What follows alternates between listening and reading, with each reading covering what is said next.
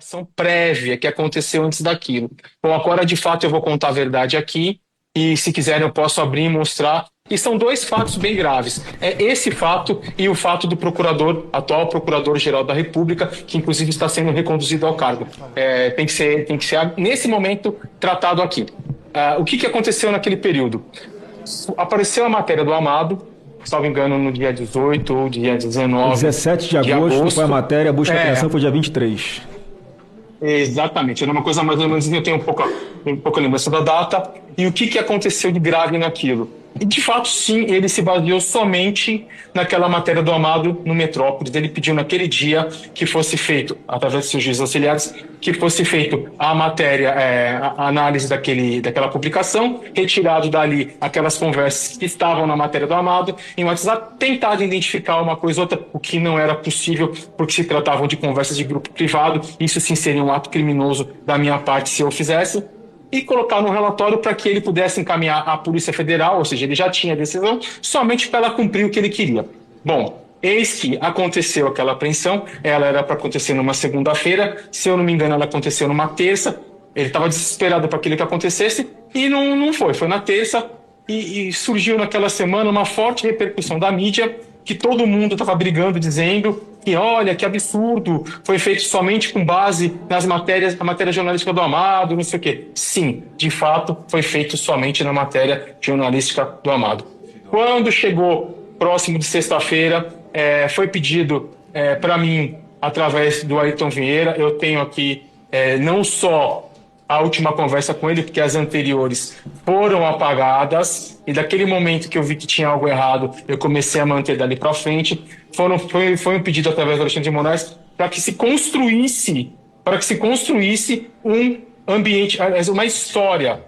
O que acontece é que o Ayrton Vieira, ele não tem qualquer familiaridade com o computador, ele não sabe usar o computador, e ele precisou da minha ajuda para montar aqueles mapas mentais que foram abertos numa segunda, numa terça-feira, quando Alexandre de Moraes tirou o sigilo do processo, para dizer que existiu uma investigação preliminar. Então foi encaminhado para mim as PETs, circuladas essas PETs, quais os objetivos, quais os alvos que ele queria que colocasse nos mapas mentais. Foi pedido para que se confeccionasse um parecer, um relatório com data retroativa, e eu assinando pelo Supremo Tribunal Federal, ao qual eu não era nomeado. Foi pedido para fazer toda essa história encaminhada para o Ayrton, para que o Ayrton, dentro do processo físico, fizesse da forma que ele acha. Eu acredito que foi feito colocado isso anterior. Então, não existiu. Se quiserem aqui, eu compartilho esse material, eu compartilho um cronograma, para que vocês olhem a data que esse material chegou em minhas mãos, a data que essas PETs chegou circuladas, a data que o mapa mental, que todo mundo da imprensa viu no dia que ele tirou, foi confeccionado. Por favor, por favor. Se o senhor puder mostrar para a gente aqui, porque enquanto o senhor está preparando aí para mostrar para nós, pelo que eu entendi, há uma matéria jornalística, o ministro Alexandre de Moraes dá ordem para essa assessoria de combate à desinformação produzir algum relatório, ele determina a busca e apreensão somente com base na matéria de jornal, sem saber se aqueles diálogos eram verdadeiros ou não, se tinham autenticidade ou não. Depois, o outro desembargador, que é juiz auxiliar dele, pede ao senhor Eduardo Tagliaferro para ajudá-lo a confeccionar um novo fundamento da decisão, é isso? Exatamente, senador. Então, e o senhor consegue provar que o fundamento para a busca e apreensão foi feito depois da busca e apreensão. Então, houve uma fraude no documento, é isso?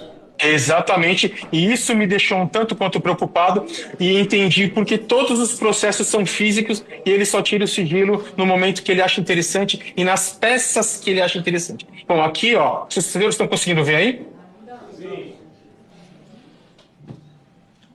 Estão conseguindo ver? Sim, Só sim. para eu ter uma... Sim, pode prosseguir. Tá. Bom, isso aqui eu fiz um PDF super simples, até mesmo porque isso seria a matéria da CNN e ela se recusou a fazer, tá? Ela me enrolou por quase 2 meses e se recusou a fazer. Então aqui mostra, na data, tá? Na data aqui em que aconteceu a matéria do Amado, o link dessa data, tá? E aqui o pedido de Alexandre de Moraes, de 19 de agosto, né? Onde ele vai lá e ele fala o que precisa fazer. Bom, aqui tem tudo, a matéria jornalística, do dia que ele fala, que foi no dia 23/8/2022, né? Que está bem aqui, que aconteceu a busca e apreensão. Porém, se os senhores observarem, os relatórios datam todo o material que a mim foi passado para montar aquela farsa é do dia 26, 27 e 28 de agosto. Está aqui. Tudo preservado, tudo periciado, mostrando que não teve qualquer adulteração ou manipulação da minha parte. Então isso aqui é só um ilustrativo. Eu vou mostrar o arquivo agora, tá? Tá aqui, ó. Ó, mapas mentais, se os senhores olharem, esse mapa aqui foi o mapa, não sei se os senhores se recordam, foi o mapa que estava no processo, foi um mapa mental feito por mim, nesse dia aqui, ó, 29 de agosto de 2022. O que é mapa mental? Só para que a gente possa entender. Mapa mental é um organograma ilustrativo para que as pessoas entendam os relacionamentos que, tipo, sei lá, às vezes pode ser usado para processo, pode ser usado para coisas de informática, onde a gente consiga, só de bater o olho, entender quem é o personagem e qual o relacionamento dele com a história, entendeu? Então, se o senhor olhar aqui, ó, você vai ver que esse mapa mental, onde relacionava como foco principal esse é o Alan? Santos, exatamente, o Alan dos Santos, e ele relacionando aqui com o Custer, com o Salomão, com o Portela, com o Enzo Momenti, com o Bezerra, com o Rafael Moreno, bom, todos os personagens, até chegar onde? Ao financiamento suposto por Luciano Hang, entendeu? Protorque e tudo, onde colocaram os 10 caminhões, na frente do Supremo Tribunal Federal. Esse documento que foi apresentado por Alexandre de Moraes, quando ele tirou o sigilo, para justificar que existia uma investigação preliminar e que toda a busca e apreensão não foi lastreada somente no do Amado, para ele se justificar e não ficar tão ruim, foi confeccionado por mim, a pedido de Ayrton Vieira, uma vez que Ayrton Vieira não era para eu ter feito, tá? Ayrton Vieira não sabia mexer com o computador. Então isso chegou nas minhas mãos por acaso. Se o senhor olhar aqui, ó, em todas as PECs, olha a data, essas PECs aqui, Moraes nem sabia que o Ayrton Vieira tinha me passado. Ayrton Vieira pediu para mim, não fale nada. Tá tudo aqui, ó. Os relacionamentos, os mapas bonitinhos, todos que foram feitos por mim. Tá aqui, ó. A data do mapa mental, bonitinha, mostrando aqui 29 de agosto, o horário, ou seja, nada foi confeccionado antes. Bem como esse relatório feito, onde eu assinei pelo Supremo Tribunal Federal, do qual eu não era, em momento algum, nomeado, tá? Para que fosse feito o quê?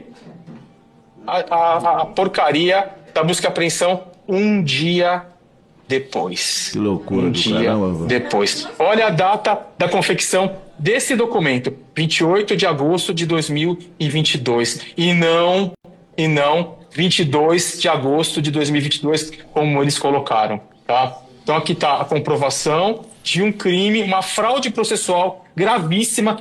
Então, se aconteceu nesse caso, imagino que não acontece em todos os processos físicos em posse de Alexandre de Moraes. Então, a gente tem que tomar muito cuidado com o gabinete dele e com os processos. Lembrando que tudo que eu fiz, tirei hash, sabe? Justamente para não ter contestação. Isso já está lastreado por um laudo pericial. Tudo bonitinho, ó. Tudo bonitinho. Tá vendo as datas? 28, ó, tudo bonitinho. Agora eu vou abrir um outro relatório.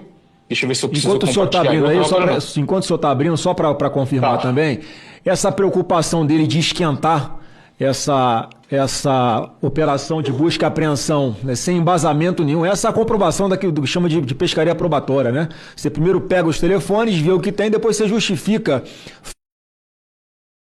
fraudando um laudo, como o senhor está mostrando, já que tem os metadados que esse documento, que depois oficialmente ele apresentou como sendo um fundamento para autorizar a busca e apreensão, ele foi produzido por esses metadados que o senhor tem do Word, ele foi produzido